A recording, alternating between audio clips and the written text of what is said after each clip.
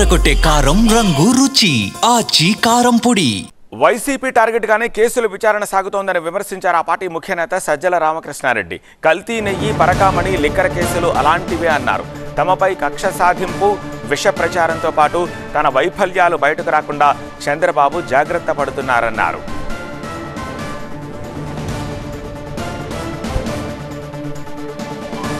Confession, conspiracy ఈ రెండు వీటి మీద ఎవరో ఒకరిని తీసుకురావడం, కన్ఫెషన్ అని రాయించడం, లేదు కాన్స్పిరసీ థియరీ తీసుకురావడం, వీళ్ళందరూ కలిసి కుట్ర పన్నారనడం, ముందు దాన్ని కోర్టు ముందు ప్రజెంట్ చేయడం, ఏమంటే ఇన్వెస్టిగేషన్ జరుగుతుంది అనడం. న్యాయస్థానం కూడా ఇన్వెస్టిగేషన్ జరుగుతుంది కదా కాబట్టి కొన్నాళ్ళు ఓపిక పట్టండి అని జైల్లోకి పంపడం.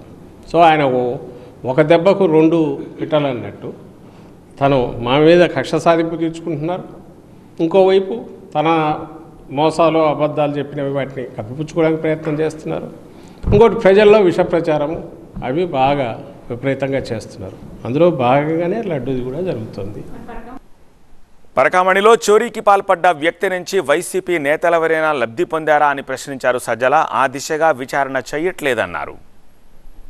ఎవరి పేరు మీదన్నా రవికుమార్ అనే అతను కానీ ఆ వ్యక్తి ఎవరైతే ఈ పరకామణిలో చోరీ చేస్తూ పట్టుకుపడ్డాడని ఆయన కుటుంబ సభ్యుల పేర్ల మీద ఉన్న ఆస్తులు ఎవరికైనా వైఎస్ఆర్సీపీకి సంబంధించిన వాళ్ళకి కానీ, అప్పుడు టీటీడీతో సంబంధం ఉండేవాళ్ళు కానీ, వాళ్ళ కుటుంబ సభ్యులకు కానీ, ఇంకోరికి కానీ రిజిస్టర్ అయ్యాయా ఆ పీరియడ్లో చూస్తే ఫస్ట్ తెలుస్తుంది మోటివ్. బెనిఫిషియరీ వాళ్ళకి బెనిఫిట్ వచ్చింది కాబట్టి చేసింటారు అనుకోవడానికి.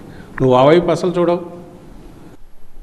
ఎవరి పేరు మీద జగన్కు ప్రజాదరణ ఉంది కాబట్టే జనం వస్తున్నారన్నారు సజ్జల. రప్ప రప్ప అంటే మళ్లీ అధికారంలోకి వస్తామని అర్థమన్నారు. దీనిపై కొంతమంది తప్పుడు ప్రచారం చేస్తున్నారని ఆరోపించారు. ఇది మేము వస్తాము, రప్పరప్పలాడిస్తూ వస్తామంటే మళ్ళీ జగన్మోహన్ రెడ్డి వచ్చేస్తాడా, తన్నుకొని వస్తాడు అని ఊపు మీద అనే డైలాగు సినిమాలో డైలాగు. దాన్ని పట్టుకొని ఒకడు లబలబ అయ్యా దేవరా కాపాడండి మమ్మల్ని చంపుతాడు, 85 దాటి 87 దాటితే ఒకడు దాటితే ఇంక మమ్మల్ని ఎక్కడ బతకనిస్తారు, దేవరా అయ్యా సుప్రీంకోర్టు చీఫ్ జస్టిస్ గారిని ఒకడు ఏడు, ఇంకోడేది ఎన్కౌంటర్ చేసి ఆయన జగన్మోహన్ రెడ్డి అండి వాడి కడుపుమంట. వీళ్ళకి ఎన్ని జెలుసులు డ్రమ్ములు సిరప్ తాపితే కూడా కడుపుమంట తగ్గుతుంది లేదు తెలియట్లా. సో ఇది వాళ్ళకు వాళ్ళు ఒకటి క్రియేట్ చేసిన హైప్ క్రియేట్ చేసి కూడా వాళ్ళకు వాళ్ళు కామెంట్ అంటే దాని మీద వేరే రకంగా వాళ్ళు రియాక్ట్ కావడం వాళ్ళ వల్ల కూడా కాలే. ఒకటి వాళ్ళు అర్థం చేసుకోవాల్సింది, చంద్రబాబు నాయుడు తలకిందులు తపస్సు చేసిన ఆయనకో ఆయన కొడుకు ఈ అభిమానం అనేది రాదు. వైజాగ్లోని 100 ఎకరాలను నామమాత్రపు ధరకు కొందరికి కట్టబెడుతున్నారని ఆరోపించారు సజ్జల. 99 పైసలకు ఎకరం భూమి ఇవ్వడం ఏమిటని ప్రశ్నించారు. పావలా కోడికి ఒక 2 రూపాయల మసాలా అన్నట్టు ఆ ఇండస్ట్రీ వచ్చి వాడేం చేస్తాడు కానీ ఈలోగా 99 పైసలకు ఎకరం అనేది అది అంతకంటే హెక్లింగ్. అసలు మొత్తం దీన్ని స్టేట్ ఖజానాను లూటీ చేసే దిశగా పోవడం ఒకటి, ప్లస్ ఎవడేమనుకుంటే నాకేముందనే లెక్కలేనితనం ఒకటి, రెండు కనిపిస్తాయి.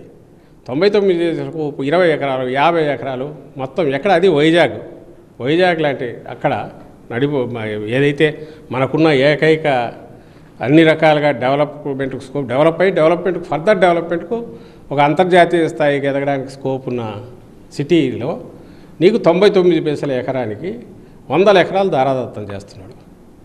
దానికి సంబంధించినంతవరకు అన్నీ రిలాక్స్ చేస్తున్నాడు. ఇవి కాక ఇన్సెంటివ్స్ అని 1000 కోట్లు ఇస్తున్నామని చెప్తున్నాడు. వాటికి సంబంధించి వీటన్నిటికీ లెక్కపత్రం ఏమి ఉండట్లా.